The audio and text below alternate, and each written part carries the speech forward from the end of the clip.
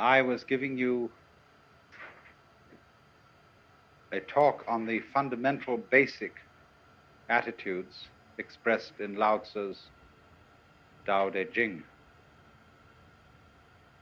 And the title of the book, Tao Te Ching, introduces now the second word in the title. I've been dwelling this morning on the first word, which is Tao, and so comes up this second word, De. And this word, again, faces us with some serious problems of translation.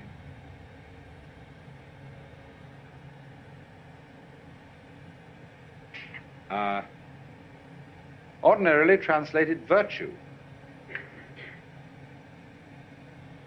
But virtue, as we understand it today, isn't at all appropriate.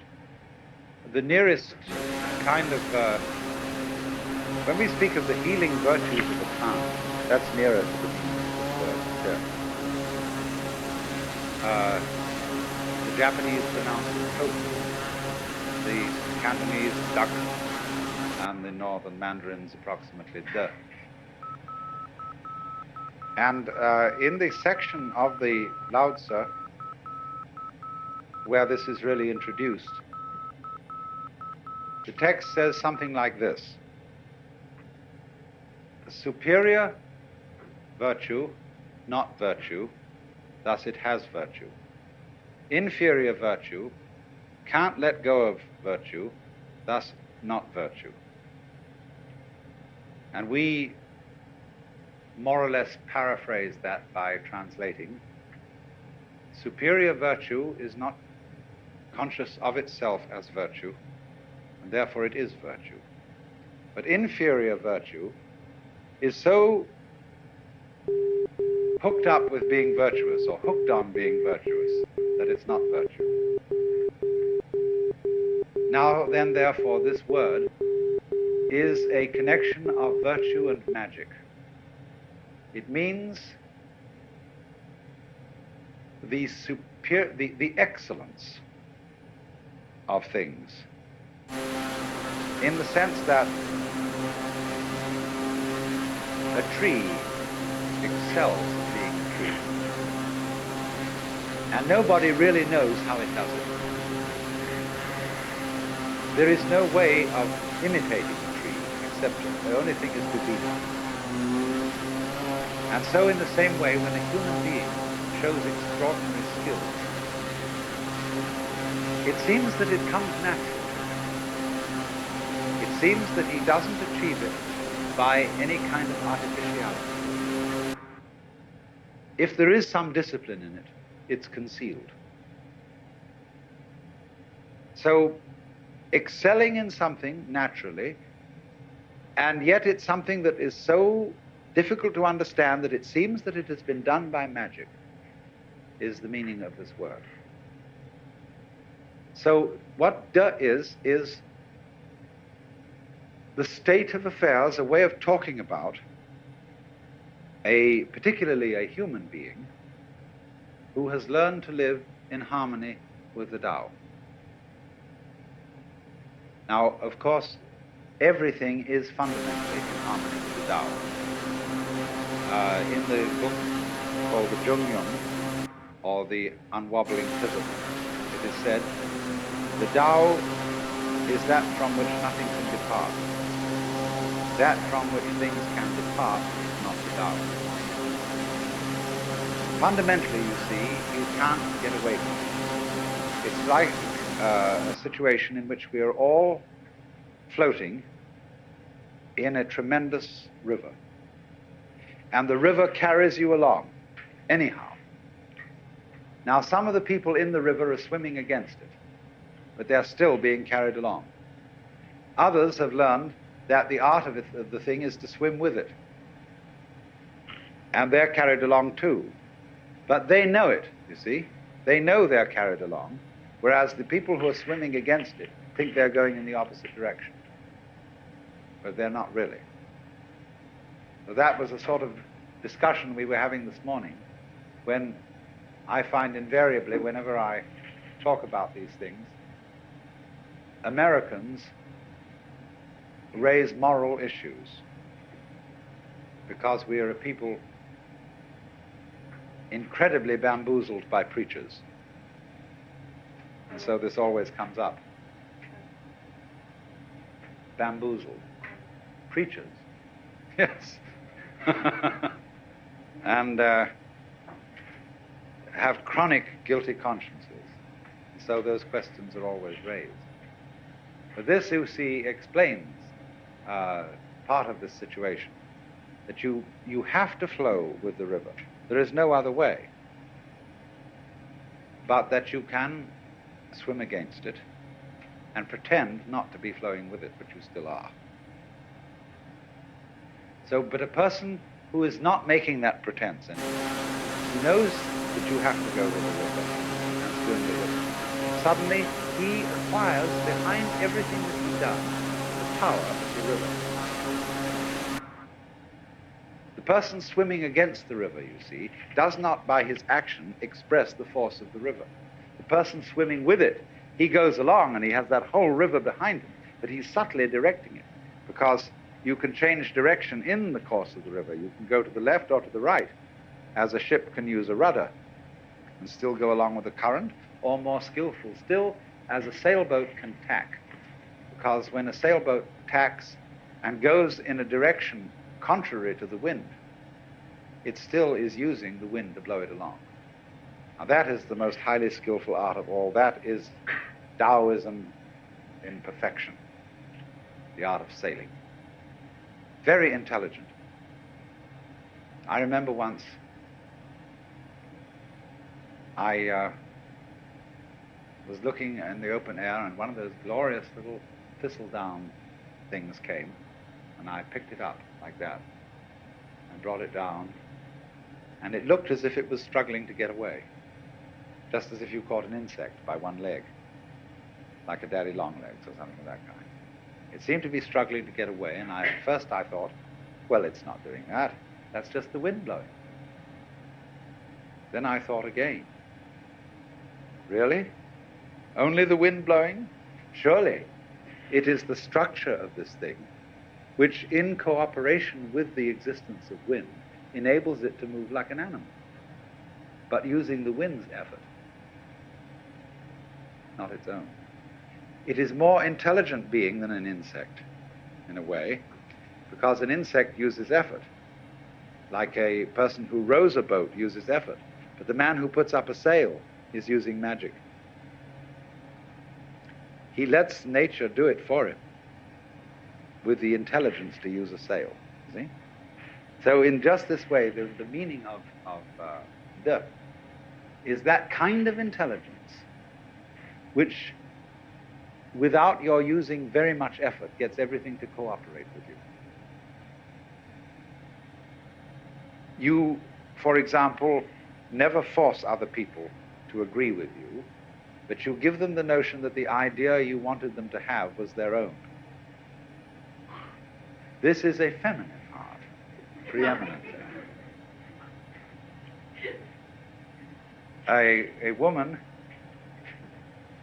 who really wants a lover does not pursue him, because then most men feel that she's aggressive. And if she's aggressive, she obviously is a woman who has had difficulty in finding lovers. Therefore, there must be some undesirably secret thing about her. But if she, as it were, makes a void, then, and is slightly difficult to get, then people get excited. They know she's a highly prized object, and so they pursue. Same way, when you want to teach a baby to swim, the thing you can do is to put the baby in the water and then move backwards in the water and create a vacuum. And this pulls the baby along. It helps it to learn the feel of the water and how to swim. It's the same principle. So, also, clever, difficult-to-getness is one of the very best means of acquiring immense publicity. take the case of T.E. Lawrence, who published The 7 Pillars of Wisdom in a limited edition. And this became an extraordinarily celebrated book. Cost hundreds of dollars a copy to find one on the market. They waited and waited and built this up and built this up and built this up. And finally, they published a general edition. And it was a knockout because the first one had been sort of secret and difficult to find. If you have patience, you see, you can always do this. So the whole art of the ruler, you see, the Tao Te Ching is a book written for several purposes. You may take it as a guide to mystical understanding. You may take it as a dissertation on the principles of nature, almost a naturalistic, a handbook of natural law. Or you may also take it as a political book, a book of wisdom for governance. And the principle which it advocates, basically, is the virtue of government by not ruling. Look at it in this way. Supposing the President of the United States were as unknown to you by name as the local sanitary inspector, man who looks after the drains and the sewage disposal and all that kind of thing. This is not a glamorous figure, you see. But for that very reason, he probably does his job more efficiently than the President, because the President wastes enormous amount of time in interviewing various groups from the Elks and the Girl Scouts and conferring honors and all this kind of thing. The poor man's life must be an utter torment because he's so well known and therefore has absolutely no time to give to the government of the country. I mean, think of his mail and all the people who have to be employed sifting that out and assessing it, so that if he were someone quite anonymous and that we didn't have to think about it, he would be a very, very good ruler. In just the same way, for example, you don't have to attend, unless you're sick, to the government of your own body. It happens automatically. This is this expression, ziran, of itself, and it goes on day after day after day, and the better it is, the less you have to think about it. When you see well, you do not see your eyes. If there is something wrong with your eyes, you start seeing spots, and those spots are spots in your eyes. When you hear well, you'd never hear your ears. But when they start singing, you know, then you're starting to hear your ears, and your ears are getting in the way of their own hearing. So on the deepest level, a person as a whole can get in the way of his own existence by becoming too aware of himself. And then he lacks this quality, dirt. Now, the Taoists then propose that there be something to help people get back to Tao and to be able to be in a state of dirt, so that they wouldn't get in their own way. And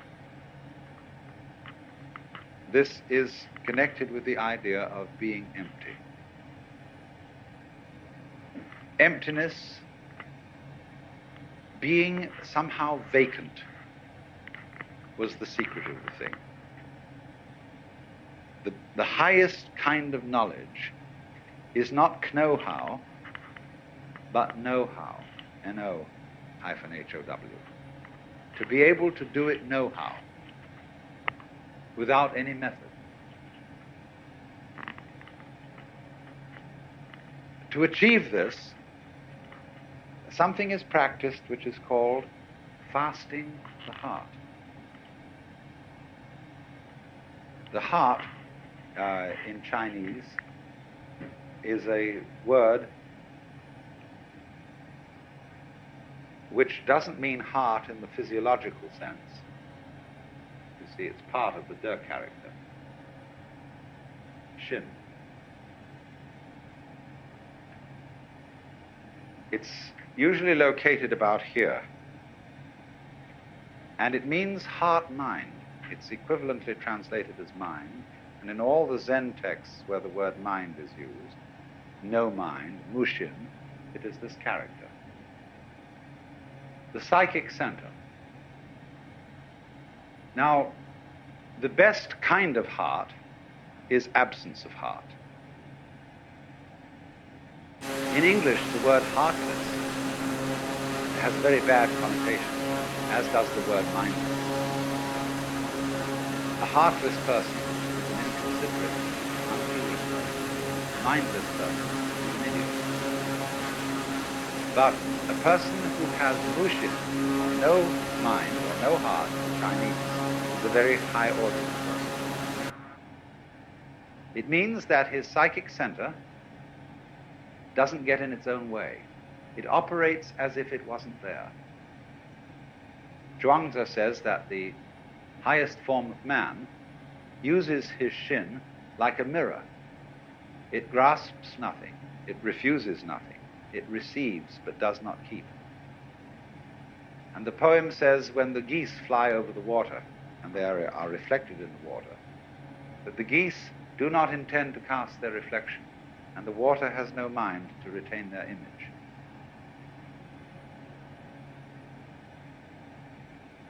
So,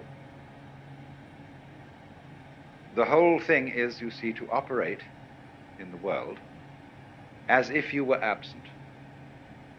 Now, this is built into us physiologically, fundamentally. Let me ask you simply, what is the color of your head from the standpoint of your eyes? Your eyes don't see your head, do they? You look all around, you see everything else, but your head you don't see. Do you feel that your head is black? No. Hasn't any color at all.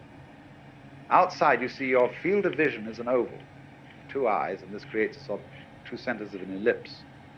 So there's this whole field of vision. Now, experiment. What is beyond the field of vision? What color is it where you can't see? It isn't black. This is an important point. It's no color at all beyond there. And in this way, you can get an idea of what is meant by that character that I discussed this morning, Xuan, which, although it formally has the meaning of darkness, this one, although it formally has the meaning of darkness and the deep and the obscure, it actually refers to this kind of no color, which is the color of your head, so far as your eyes are concerned. Now, so in this sense, the invisibility of one's head, almost the not having of any head at all, is the secret of being alive. To be headless, you might say, to have no head, in just the sense I'm talking about, is our way of talking about the Chinese expression, mushin, no mind. Now, as a matter of fact, if you want to see the inside of your head, all you have to do is keep your eyes open. Because everything that you're experiencing in the external visual field is a state of your brain. All these colors and shapes are the way in which the brain nerves translate the electrical impulses in the external world, being the world outside the envelope of skin. So they translate all what is going on outside into impulses which are to us shape and color. But shape and color are states of the nerves, so what you see when your eyes are open is how it feels inside your head. You think your head is a blank, but actually it's being a blank You don't see your brain as an external, undulating, corrugated structure. You see your brain as everything outside. So in this way, the emptiness of one's head is the condition of seeing.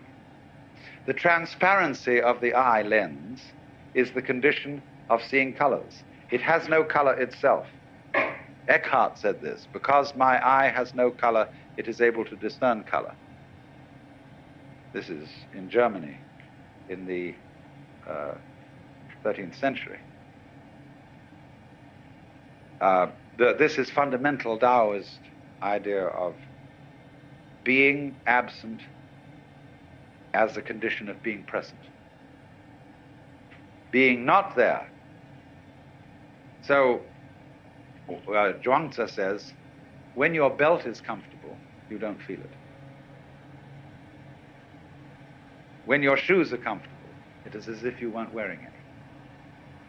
Likewise, your clothes, see? The more you are aware of these things, the less properly they are made, or less properly fit.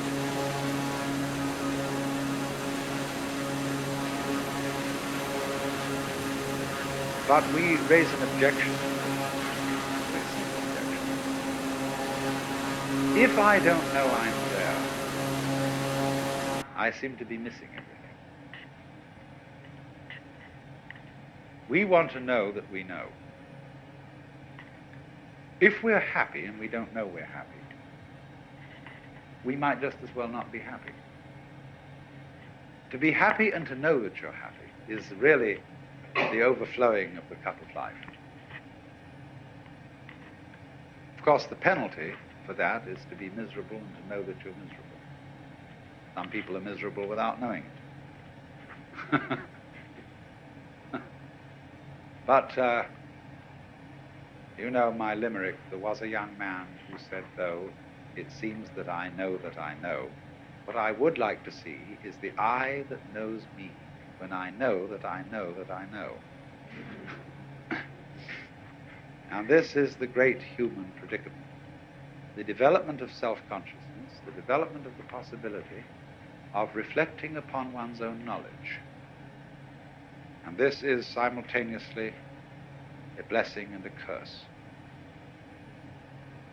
And Taoism does not escape this problem. I mean, it doesn't avoid this problem, it deals with it. But it doesn't deal with it obviously. So we get back to this fundamental verse about the nature of de. What is highly virtuous is a virtue that is not conscious of itself as virtue. The moment it's conscious of itself as such, you see, it fails. So in this way, we love to see a child dancing all by itself, lost in the dance and not performing for an audience. We say, oh, if only I could dance like that. If only I could become like a child again, innocent. But then soon we know, when parents notice how beautifully a child dances, and they all approve of it and say to this child, dance for us, the child begins to lose this power. And it puts on airs, it knows it's noticed. And we don't like that. We say, that's affectation, that's showing off, that's phony. What we want you to do is to dance as if you had no audience, not even yourself. Which of course puts the child in a double bind, because it says to the child, we require you to do something that will be acceptable only if you do it as if it wasn't required. We do that all the time to our children and to each other. You must love me. After all, you promised to do so when we got married, didn't you? And so on. So, this is the difficulty. But somehow, a very great artist, in the maturity of his life, somehow is able at least to give the impression that he does what he does without playing to the gallery, without self-consciousness, It seems perfectly natural. So how does he get there?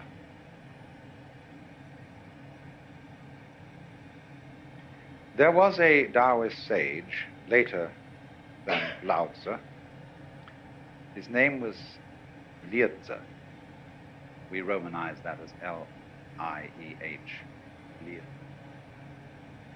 And he had a reputation for being able to ride on the wind.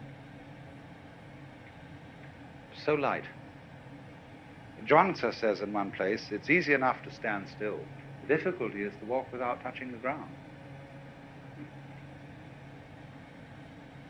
Because in the state of being in accord with the Tao, there is a certain feeling of weightlessness, parallel to the weightlessness that people feel when they get into outer space or when they go deep into the ocean.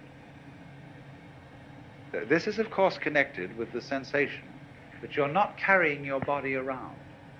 I described this morning the sensation that an expert driver has when he really is with it in a car, that the hill lifts him up and drops him down the other side, that he and the road are all one process.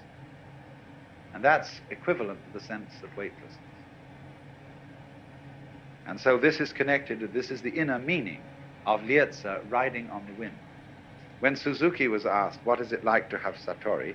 He said, it's just like ordinary everyday experience, except about 2 inches off the ground.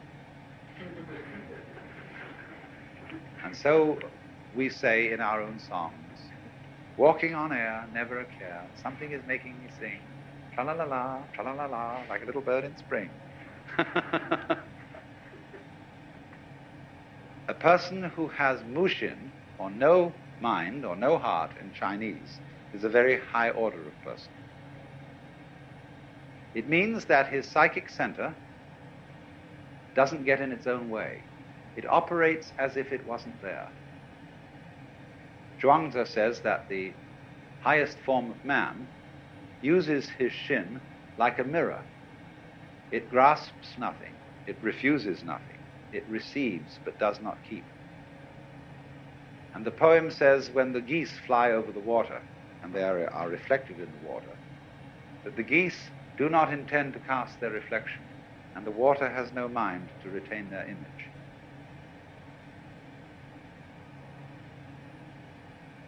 So, when the human being developed the power to be aware of himself, to know that he knows, in other words, when the cortex was formed over the original brain, he fell from grace.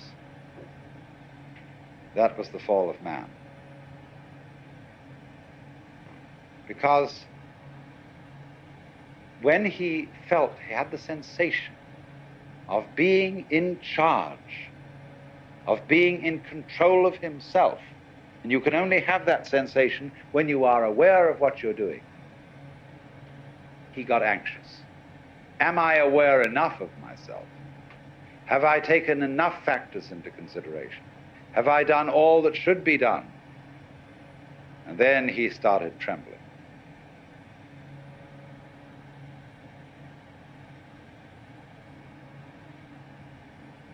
This was the fall of man, of course. This is what is meant. The Lao Tzu says, when the great Tao lost, there came duty to man and right conduct. In other words, nobody talks about how you ought to behave unless things have gone radically wrong. There wouldn't be any conception of faithful ministers of the state unless there were a lot of lousy politicians around. No one would talk about filial piety unless there were wayward sons and daughters. So there is constantly in the tradition of Taoism the idea that all moral preaching is confusion. There's a marvelous case of this in the Zhuangzi book, where there's an alleged conversation between Confucius and Lao Tzu, in which Lao Tzu asks Confucius to explain to him what is charity and duty to one's neighbor. And Confucius gives him a little sermon, on being, giving up one's self-interest and working for others. And Lao Tzu says, what stuff? Sir, regard the universe. He says, the stars come out invariably every night. The sun rises and sets. The birds flock and migrate without exception. All flowers and trees grow upwards without exception. You, by your talk of charity and duty to one's neighbor, you're just introducing confusion into the empire. Your attempt to eliminate self is a positive manifestation of selfishness. You are like a person beating a drum in search of a fugitive. The modern equivalent of that would be the police car about to raid a bad nightclub and coming with its siren full on. See? And everybody in the club gets out. So, all talk about selfishness, all talk about success in becoming virtuous, or enlightened, or integrated, or non-neurotic, or self-actualized. Let's use all the terms that are being used. All this talk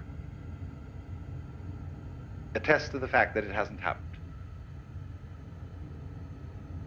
and will in fact get in the way of its happening.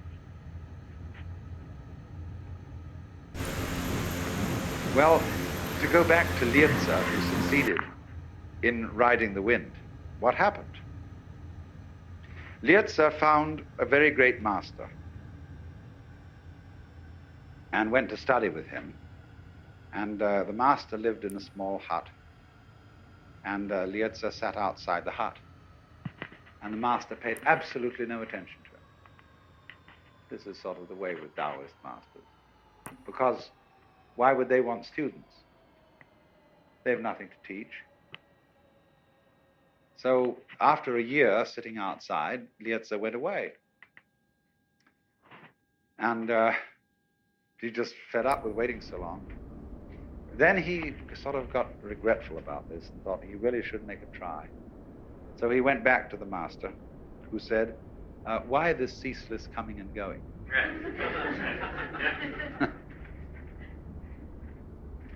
So he sat there and tried to control his mind in such a way that he would not think of the differences between gain and loss. In other words, try to live in such a way that nothing is either an advantage or a disadvantage. Once upon a time, there was a Chinese farmer whose horse ran away. And all the neighbors came around to commiserate that evening. So sorry to hear your horse has run away. That's too bad. And he said, maybe. The next day, the horse came back, bringing 7 wild horses with it. And everybody came around in the evening and said, oh, isn't that lucky? What a great turn of events. You've now got 8 horses. And he said, maybe. The next day, his son tried to break one of these horses and ride it, and was thrown and broke his leg. And they all said, oh dear, that's too bad. And he said, maybe. The following day, the conscription officers came around to recruit, to force people into the army, and they rejected his son because he had a broken leg. And all the people came around and said, isn't that great? And he said, maybe. You see, that is the attitude of not thinking of things in terms of gain or loss, advantage or disadvantage, because you don't really know. The fact that you might get a letter from a solicitor, from a law office tomorrow, saying that some distant relative of yours had left you $1 million, it might be something you would feel very, very happy about. But the disasters that it could lead to are unbelievable. Internal revenue, to mention only one possibility. So you never really know whether something is fortune or misfortune. We only know the momentary changes and as it alters our sense of hope about things. The Taoist is wise enough eventually, you see, to understand that there isn't any fixed good or bad. And so his point of view is what is called non-choosing. Well, anyway, Lietze attempted to keep his mind in a state of non-choosing. And this was a very difficult thing to do, to overcome one's habits of feeling and thinking in this respect. And after he had practiced this for a year, the master looked at him and, sort of recognized he was there. After another year's practice, he invited him to come and sit inside his hut. And then, however, something changed. And Lietze didn't try anymore to control his mind. What he did was, he put it in this way: I let my ears hear whatever they wanted to hear. I let my eyes see whatever they wanted to see. I let my feet move wherever they wanted to go. And I let my mind think of whatever it wanted to think. And then he said it was a very strange sensation, because all my bodily existence seemed to melt and become transparent and to have no weight. And I didn't know whether I was walking on the wind or the wind was walking on me.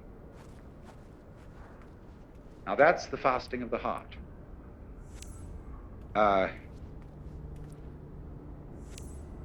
In the ordinary way, you say, well, that made quite an impression on me, as if you were a slate or a blackboard upon which life makes an impression, as the chalk does on the slate or the blackboard. So we say, well, here are these events, and I'm the observer of all these events, and I remember them, and they make an impression on me. But in the psychology of Taoism, there is no difference between you as observer and whatever it is that you observe. The only thing that is you is the observation of life from a certain point of view. I said a little while ago, you think your heads are empty and blank, but the actual inside of your head is felt in terms of everything you see on the outside. We make an opposition, you see, between the thinker and the thought, the experiencer and the experience, the knower and the known, because we think about knowledge in terms of certain metaphors. The metaphor of the stylus on the writing sheet, the reflection on the mirror, all those sort of images come into our idea of knowledge.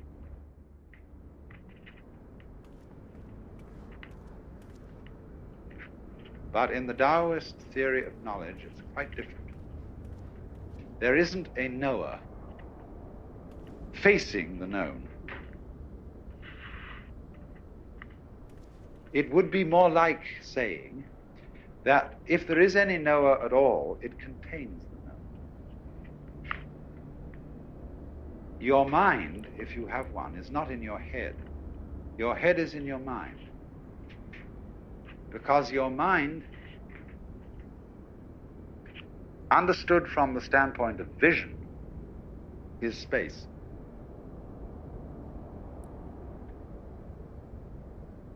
The Chinese use this word,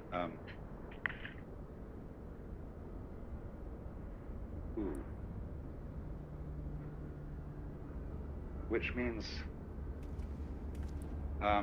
sky, space, and sometimes emptiness. And there is a saying that form, or, shape and color, there's one word in Chinese that means really both shape and color.